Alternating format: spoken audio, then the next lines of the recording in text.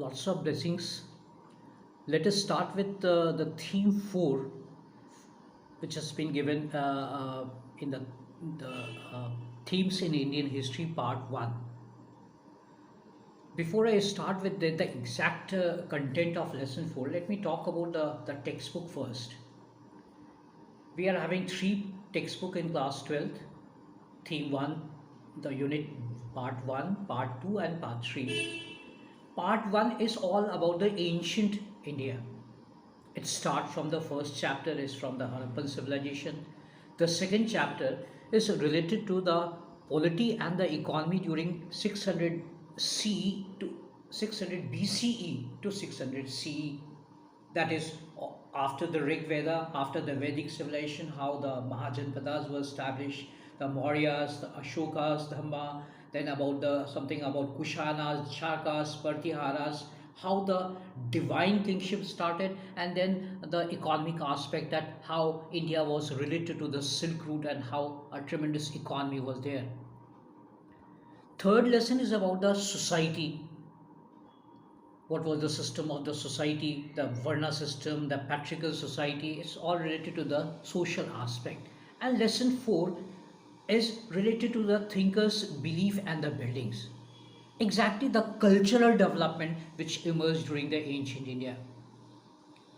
Before I start with, let me just explain you the what are the content given in this particular chapter. In this chapter, you will find about the rise of Buddhism, the teachings of Buddha, how the Buddhist texts were preserved and prepared, what are hagiographies, then about Jainism, the message of Jainism, the philosophy behind that, the stupas, how they were constructed, why they were constructed, why they were not preserved in the proper way. Great artistic example, the best artistic example of ancient India. Then something about the emergence of the Puranic tradition, how the new form of Hinduism emerged, which was based on the Purans, which was based on the Avtaras, all these things. This is the basic content of this particular lesson. The first thing, just try to imagine the background. After the decline of the Harappan civilization, the Vedic people settled in the areas where the Harappan people had settled, the Indus and its tributaries. The Rig Veda was compiled around 1500 BCE. It is the earliest Veda. And then Yajurved, Samved, Atharved. The Rig Veda contains the hymns in the praise of God like Agni Devta, Varun Devta. After that, there was emergence of the Varna society. This Vedic text all leads to the emergence of the Varna society. They were preaching and worshipping in Sanskrit. The Varna system was based on the discrimination. The Brahmins and Kshatriyas, they were supposed to do the worship, and the Vaishyas and Shudra were not allowed to do that. And by 600 BC, there was a change in the material condition in India. Now the iron-based cultivation started. That increased the production. That led to the rise of towns. That led to the rise of Mahajanpadas. So there was a time of debate and discussions among the various groups. For example, some people, the Vaishyas and Shudras especially, they were against the Brahminical way of discrimination into the four Varnas. All the Varnas were not considered equal. And during this time, the philosophers like Mahavira and Gautam Buddha, they emerged and they started talking about a new change, about the equality and all these concepts. If we go to the stories, there are many stories related to the philosophical debate between the Buddhists and the Brahmins and the Jains and the Brahmins. Lots of debate are going on. What they are prevalent during that time. All these ultimately shape the cultural traditions of India. And what we are now is all because of that turmoil which we had during those days, and which led to the emergence of different thoughts, different views, and that is why we have lots of diversities in India, and we should be proud of that. The first thing about the Buddhist text. When Gautam Buddha was giving the preachings, he had never used to write. After his death, around 300 to 400 BCE, for the first time, all the Buddhist monks, all the followers of Buddhism, they came together at a place called Vaishali. It is in Bihar. And here the Buddhist literature was compiled. A Tripitaka was created. Tripitaka means the three basket. One among the first basket was the Vinaya Pitaka. Vinaya Pitaka consisted all the rules and regulation of the Sangha which was the living place of the monks. Sutta Pitaka, it said about all the teachings of Buddha. And the third one, Abhidhammam Pitaka, which was the philosophical aspect of Buddhism. It was compiled in Pali and preserved. It must be in the form of manuscript. Manuscript means इंसान द्वारा लिखा हुआ script. The manuscript, it was written there. The manuscript was there, and later on it was preserved. And later on, we got the translation from all the works were translated from those manuscripts. There were many Chinese travelers also who came to India, like Huan San, Fai Yan. They came to India. They also had studied about the Buddhism, and we have the literature from them also. During later days, it is said that Ashoka sent embassies to all over Sri Lanka, Southeast Asia, to establish Buddhism. Many later books, like there was a book called Deepavansha. There was a book called Mahavansha. Deepavansha means the story of the iron. Mahavansha means the great chronicle, means the regional studies of Buddha was organized and all things were preserved. And that is why we are having lots of things, lots of information about the Buddhism and all things. This preservation system, this how the text is preserved. Gautam Buddha is considered as the most influential teacher at his time. His message spread to Central Asia, China, Korea, Japan, Sri Lanka, Myanmar, Thailand, Indonesia, everywhere. We get all the information about Buddhism from the hagiographies. These are the biographies of the saint or religious leader, which tells about the achievement and about the religious belief of the followers of that particular tradition. Siddhartha, what was the real name of Gautam Buddha, was born in Sakya clan in Kapilvastu.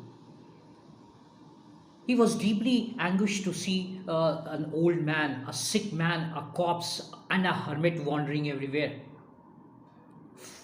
Seeing all these things, he started to find out the truth, that what is the real life, and he moved away from his palace and he went to Bodh Gaya, and he got the enlightenment at Bodh Gaya.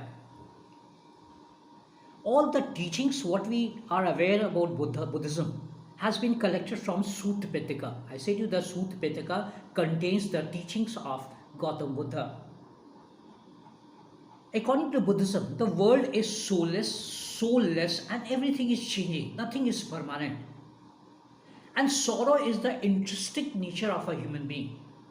Because we demand something, that is why we are not getting, we are sorrow. So it is a type of intrinsic to human being. And moderate part is the most the best path. Moderate means not severe indulgence and not severe penance. ना हम बहुत ज़्यादा धन रखेंगे, ना हम एकदम धन के बिना रहेंगे. Means the middle path. मतलब उस जो कबीर वगैरह का दोहा जो सुने, उस type that is related to that, भाई हमको इतना ही चाहिए ताकि हम खुशी खुशी रह सकें और अपने गेस्ट को खिला सकें. That's all I want. मतलब मिडिल पाथ ही suggested. Buddhism regarded that each individual has the capacity to get the nirvana. Nirvana basically means the mukti from this cycle of life and death. A person can achieve nirvana by righteous action and righteous way. Means if you are having a good action, right thinking, right knowledge, then you can be free from the cycle of life and birth. And that was the nirvana, the concept of nirvana.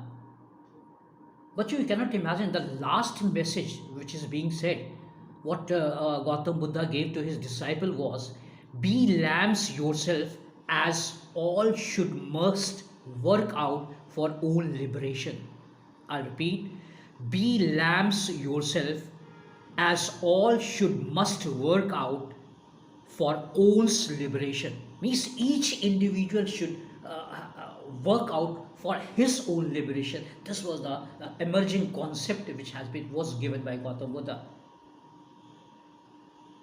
The followers of Buddha was organized in a sangha. Sangha means an organization or a living place, you can say, where all the monks used to live. The women were also allowed in the Buddhism. It is said that there was a disciple of Gautam Buddha, Ananda. He persuaded Gautam Buddha to include women inside the Sangha. They were called as bhikshunis, and Mahapajapati Gautami was the first bhikshuni. She was the foster mother of Gautam Buddha. The internal living system of the monasteries were also in a democratic way, means in a republic way, means in a Jana Sangha way, means all the decisions was taken after the consciousness of everyone. Means I want to focus this point, that the internal monastic organization was based on equality and discussion, means the democratic way of doing the things.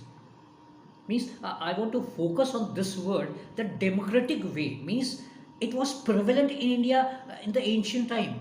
The way सबसे बात करके सबसे conscious लेकर के कोई काम करना, that was a democratic way. The monasteries were following that policies. We have reference of many theories. Theories basically means the woman who had attained, the respected woman who had attained liberation. The theory gathas, there are many stories related to theory gatha. We'll discuss about that. The theories, they were the woman devotees, they were called theories. One of the major cause for the rise of Buddhism was that the people, especially in the North India, they were dissatisfied by the Brahminical system established. I said to you, the material condition has changed. Now agriculture was tremendous, trade and commerce was very good, and according to the Brahminical system, the Vaishyas and Shudras, they were not given the equality. They were not allowed to do the worship. So they were against this existing. They were not allowed to have the Dvija, the Janau system, only the Brahmins and Kshatriyas. So they were against the Brahminical system established, which was based on discrimination. On the other hand, the Buddhism was based on compassion, daya, helping others. All these attracted the common people, and that is why there was a tremendous growth of Buddhism. And even the Buddhists, the monks, they started using the local languages to make everything understand. The Sanskrit was a difficult language, very less people were able to read, so they were not able to understand much thing. But the Buddhists, they started the Pali language, Prakrit language, and they started saying about the people, saying to the people, and all the debates and discussion what I was talking about, and this feeling of compassion, this feeling of helping others, all these attracted the common people, and Buddha allowed everyone. There was no discrimination, no Brahmanas, the caste system was not there, the Varna system was not there, women were also allowed. So this made a tremendous change and rise of Buddhism, you can say. One thing I want to add up, all this system was going on. After the decline of Ashoka, after the decline of Mauryas, you can say, invaders started coming, the Shakas, the Greeks, the Kushanas from northwest, and they captured large part of Western India. Some of the local kings also emerged, like the Satavahanas in the Western India. And they also started adopting the Buddhism because it was simple to understand, and because they did not belong to any Varna system. So the best thing was that they started adopting the Buddhist, and that is why there was a rise of Buddhism. Around 1st century CE, again there was a tremendous change in Buddhism. This was the time when Kushanas, Greeks, Shakas, they were ruling India, and they had started following Buddhism. There was a change in the idea of Buddhism. For example, the best change. In the early tradition, what I was saying, Buddhism believed in self-purification or self way to attain nirvana. Means the individuals were responsible. Now it was said that there is Gautam Buddha, the Buddha, who is going to help them to attain salvation. The images of Buddha were produced. A new concept of Buddhistas. Buddhistas means the highly qualified people who have come to the earth to help the people in attaining nirvana. Images of Buddhistas were made. This was the chain, and this is called the Mahayana form of Buddhism. Mahayana means the greater vehicle, and Hinayana means the lesser vehicle. Means the old tradition they were called the Hinayan, and the new tradition in which they believe that the Gautam Buddha can help you to achieve salvation. The Buddhistas are there to help you to achieve salvation, and the idol worship started. That is called Mahayana, or the great vehicle. Image worship started, and this was the Mahayana form of Buddhism. It is not so simple to explain, just I have said you and you are going to get that. Unless you go through the textbook, you won't be able to remember the words which I have used. So kindly go through the textbook. The second content is about the Jainism. It is said that Jainism is one of the oldest religions prevalent in India. There were many other groups, Ajivikas were there. Mahavira was the 24th Tirthankara. Tirthankara means the enlightened people, or the people who have achieved enlightenment and they are going to guide to help us to attain nirvana. He was the 24th, there were earlier 23, 23rd was Parsavnatha, and 24th was Mahavira. So it was already in existence before. The most important idea which the Jainism has given to the world is the idea and belief that entire world is animated, and even stones, rocks, water have life. Non-injury to the living beings was the central to the Jaina philosophy. The principle of ahimsa, emphasized within Jaina, has left its mark on Indian thinking. But you won't believe, in today's world also, I think that if you go somewhere outside country and if you talk about ahimsa, they will come to know that you are from India. This word ahimsa was basically given to the world from India, and the great contribution was of the Jainism. Jainism complete believed in the non-injury to the living beings, and they believe that everything is having life. According to Jainism, asceticism and penance. Asceticism मतलब आप घर द्वार छोड़ करके तपस्या शुरू कीजिए, penance means fasting वगैरह कीजिए, then you will achieve the salvation. Renouncing the world, their view was to renounce the world. They suggested the monastic living. आप एक संघ में जाकर रहिए, then you will be in disciplined way. The 5 vows were taken by the monks, जैसे to abstain from killing and stealing and lying, to observe celibacy, to abstain from possessing the properties. Later on, the Jainese texts all were compiled. They were compiled in the Prakrit, Sanskrit, and Tamil language, and large number of the Jainism literature is still there, and still we are supposed to know many more things about Jainism. Scientifically, as we started the excavation, as the British historians have done that, the earliest religious places were the stupas. Let me just explain you something about the stupa which you should be understanding. The first thing, there are many places which are having very natural beauty, or some unique type of rock, or some unique type of natural scene. Those places were already in worship beforehand. They were called as chaityas. It is said that nearby Chaityas, a small shrine was attached, and that was a group of trees and other unique rocks, something like that. We have got reference of Chaityas at many places. For example, where Buddha was born at Bodh Gaya, we find the many references of the Chaityas. The mounds preserving the relics of Buddha, such as his bodily remains or the objects used by him, were known as the stupas. According to a Buddhist text, Ashok Avadhana, it is said that when Ashoka became Buddhist, he distributed all the relics of Buddha to different towns and areas. And he ordered everyone to start the stupa, to make stupas there. Bharut, Sanchi, Amravati, large number of stupas were created. Stupa in Sanskrit mean a heap, a simple semicircular mound of earth called Ananda, a semicircular type of mound called Ananda. Above Ananda was Harmika, Harmika. Harmika is like a balcony type of thing, which represented the abode of the god.